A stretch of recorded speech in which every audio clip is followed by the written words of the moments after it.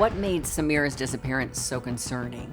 It was very unusual for Samira not to speak with her family. There was actually quite a few calls between Samira's phone. I would call a mystery number. He was a handsome young man, and she felt like she could have a future with him. He had gone to prison actually for battering her. They discovered that he had moved out of the apartment and was no longer living there. I'm investigating a missing person, and they seem to think that they're in the past tense.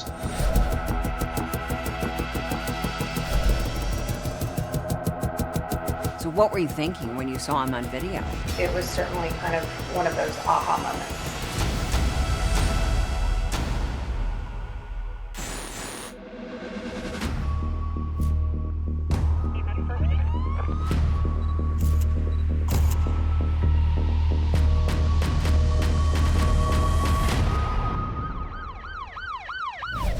Hi, I'm Nancy O'Dell.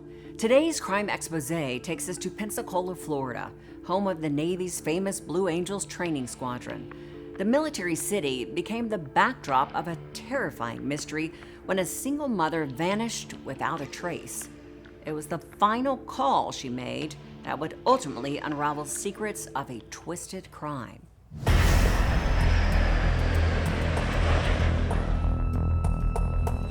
October 31st.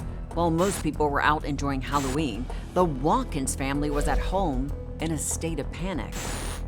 25-year-old Samira had been missing for a couple of days, and they knew they needed help finding her. Who called the police? Sylvia Watkins actually called the Pensacola Police Department and requested an officer to make a missing persons report. Pensacola 911, where is your emergency? We want to report a missing person. Who is she? It's my sister. How old is she? She's 25. And what is her name?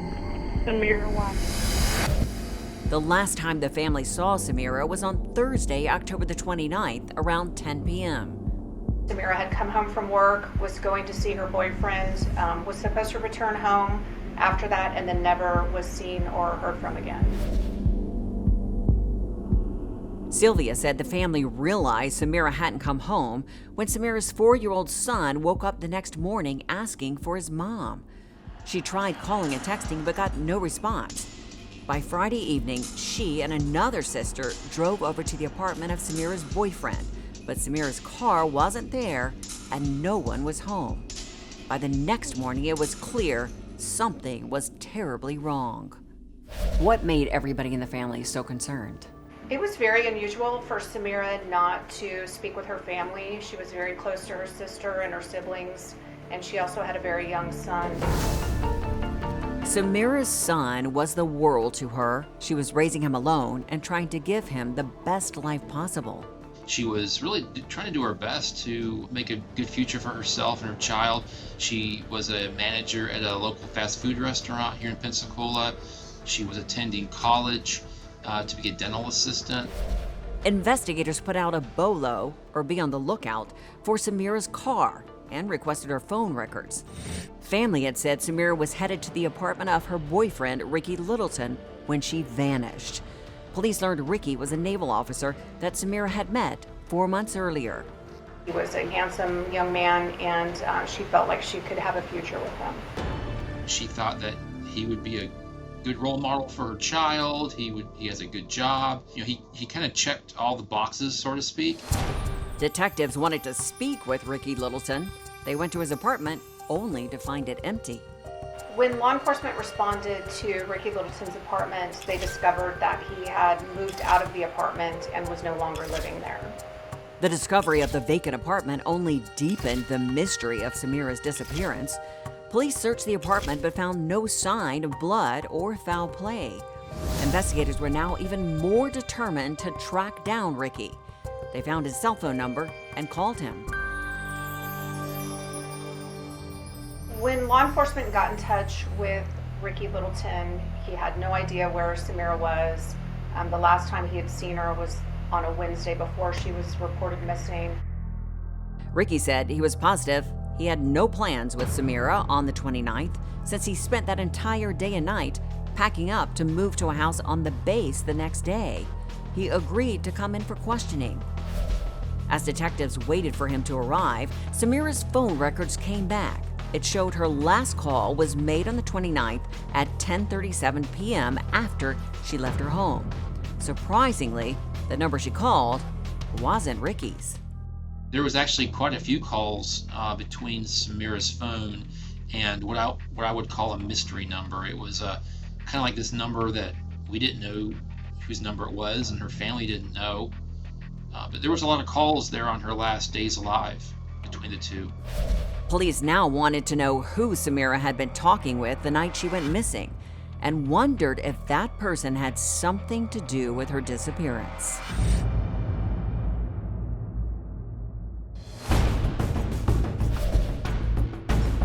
He had gone to prison actually for battering her.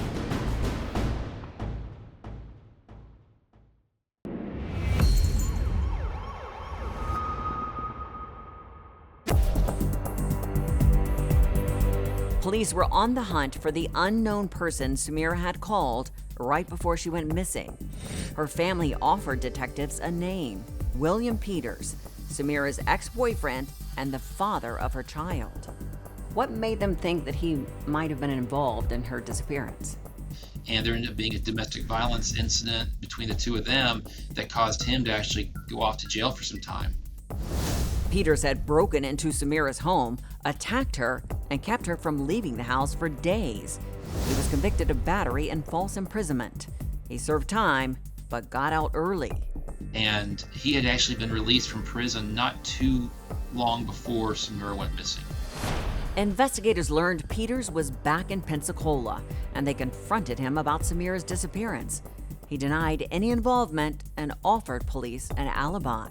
Not too long after William Peters was released from jail, he started working for a overnight cleaning crew, and that's where he said he was. He was at a certain location cleaning. Detectives spoke with his manager and co-workers who verified where he was that night. They then asked him for his cell phone number. The last number that Samira was in contact with was not the phone number of William Peters. With Peters crossed off the suspect list, detectives turned their attention back to Samira's boyfriend and learned he had a secret that he hadn't originally shared. Ricky Littleton wasn't his name. It was actually Zachary Littleton, and he was a married man. Zachary Littleton's wife and his child were due to transfer to the Pensacola area on November 6th. The timing of his family's arrival and Samira's disappearance seemed a little too coincidental. And then Samira's sister dropped another bombshell.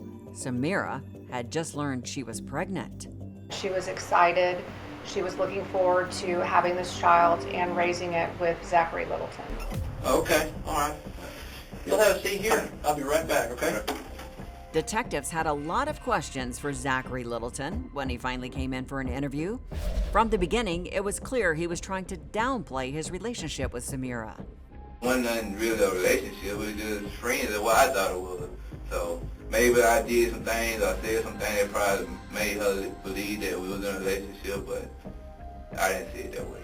Did your wife know that you were talking to this girl? No. Okay. Would that be a problem if she knew that? No, because she knew I have a lot of friends. All right. Did you have any kind of a relationship with Sammy that was more than just friends? No. You know, I'm investigating a missing person, and they seem to think that they're in the past tense. The detective knew he wasn't being honest and tried to earn his trust. I want you to feel free to tell me everything without you worrying about getting in trouble from your wife or getting in trouble at work. But understand that we're looking into this case, and I really need to know the exact extent of y'all's relationship. Okay, we had sex once or twice. Okay. Is she saying that it was your baby? She had never said it was my baby. Littleton insisted that the last time he saw Samira was on the 28th when she showed up at his apartment unannounced. He said she knew he was married and he had already told her things had to end. She's like, we need to talk. I said, what are we talking about? I told you that my wife was coming, so what we was doing is over with. You good people, but ain't nothing else between me and you. It was good while it lasted, and you knew it from the gate. You knew it from the beginning that you weren't gonna be the woman in my life. It really didn't offer any real thoughts on where she could be, didn't offer any assistance. He actually just wanted to get the interview done and leave. With no evidence to suggest a crime had even taken place, Zachary Littleton was free to go home. But all that was about to change. It was certainly kind of one of those aha moments.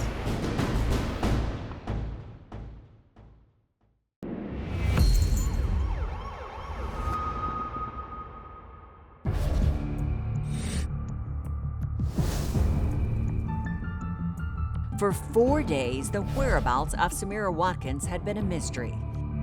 But on November the 3rd, a couple of jet skiers near the Pensacola Naval Air Station found a black duffel bag that had washed up on shore.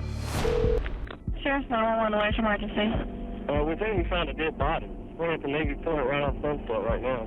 It's in a bag, like a big old bag you carry on a plane. It looks like it has blood over it, has a big old lock on it. Upon closer inspection, they noticed that there were some flies on it. There appeared to be some blood. When the sheriff's office got there and they opened it up, they found the body of a female inside that bag. She was naked except for a bra, and she had duct tape completely wrapped around her face. Detective Thacker went to the scene, knowing in his heart it was most likely going to be Samira Watkins. We had her fingerprints already ready to go if in case we had found something that suggested foul play like this. So our latent print examiner was able to, right there on the spot, verify that was her. The medical examiner determined the cause of death to be asphyxiation by suffocation. Samira had been murdered. During the autopsy, the medical examiner noticed that she only had one earring in her ear. Why was that something they noticed? Maybe during the struggle or something, it had been ripped out, something like that. Samira's sister was positive that when Samira left the house that night, she was wearing both earrings. A check of the surveillance video from Samira's workplace on the 29th also showed her wearing both. So police looked inside the duffel bag for the second earring, and although they didn't find it, they discovered something else. There was at least one paper towel that had a very unique design pattern on it, had some flowers, maybe some birds. There was a Clorox wipe. While Samira's family mourned her loss, the story of her murder became big news around the area. 2 days after her body was discovered, someone reported seeing Samira's red Ford Taurus in a driveway of a vacant property. In the glove box was a letter from her doctor. And it was a letter basically confirming that she was pregnant, congratulating her. And it was dated just before she went missing. Detectives had their suspicions about who was responsible, but they still needed to figure out who the mystery person was that Samira had called the night she was murdered. What did detectives find out about that number? It was a track phone or a throwaway phone. Police were able to trace the phone to the location where it was purchased, and they learned that the person who activated it was none other than Zachary Littleton. Everything he told them had been a lie, and now they had enough to get a search warrant for his home to see if he was hiding any evidence there. As soon as they arrived, they saw some familiar-looking items. We found the matching paper towels. It was an exact match to the pattern.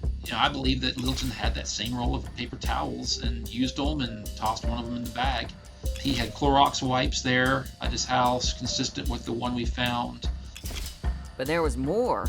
When investigators looked in Littleton's bedroom, they were shocked when they discovered Samira's missing earring inside a plastic bag. It appeared that during the murder at the apartment, the earring did come out, and that Littleton locked the earring into a bag, and he moved that thing right over to the new house. What was your reaction when you saw that earring? I knew we had the right guy, and it was just further strengthened. When you think about it logically, there's not a lot of ways for him to have that earring except to be involved. I mean, it links him to the whole thing. But investigators wanted even more. They pulled Littleton's cell phone records, and it showed he had been away from his apartment just hours after Samira disappeared. Police theorized it was during that time that he dumped Samira's body and car. We know pretty much everything he did that night, but one of the pieces of the puzzle that's missing is how did he get back home? Detectives called the cab companies in the area and caught a huge break. They discovered a pickup for a person named Zach at a Waffle House that was approximately a mile from where Samira's car was found. The Waffle House had a camera, and at 4:20 a.m., it captured Zachary Littleton walking in with Clorox wipes in his hands. When you saw the video, what was your reaction? Oh man, I was giddy. I didn't see how, at that point, with everything else, I mean, that whole case was put together.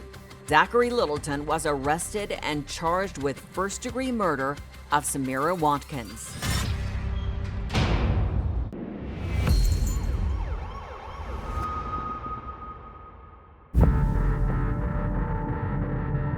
As Zachary Littleton sat in jail awaiting trial, investigators learned the dark truth about what he was thinking in the days leading up to Samira's murder.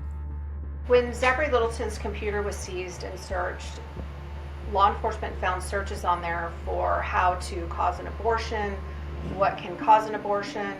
There were also searches for bodies in landfills, searches for what speeds up human decomposition. So what was the motive for all of this? This was a military member who had committed adultery, which can get him in trouble with the military. He also had a wife and a child that were getting ready to move to Pensacola. And also he had a female pregnant that he did not intend carrying on a relationship with. So those things combined were presented as the motive for the murder of Samira Watkins. On June 30th, Zachary Littleton was found guilty of first-degree murder and sentenced to life in prison without the possibility of parole. His monstrous attempt to cover up an affair not only ruined his life, but left Samira's young son without a mother and his own child without him. The devastating case of Samira Watkins, a pregnant mother brutally murdered, underscores a grave reality. Homicide is a leading cause of death amongst pregnant women in the United States. And while no advice can assure that you will be safe 100% of the time, here are a few tips that could help. If you ever feel threatened or unsafe, act on your instincts. Your intuition is a powerful tool in identifying potential dangers. Contact emergency services immediately. Your safety must always be the foremost priority.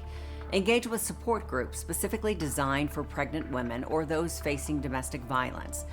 These groups provide practical advice, emotional support, and a vital sense of community.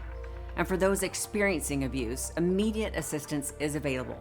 Call 911 or reach out to the National Domestic Violence Hotline at 1-800-799-SAFE for confidential support and resources. I'm Nancy O'Dell. For all of us here at Crime Exposé, please join us next time and stay safe.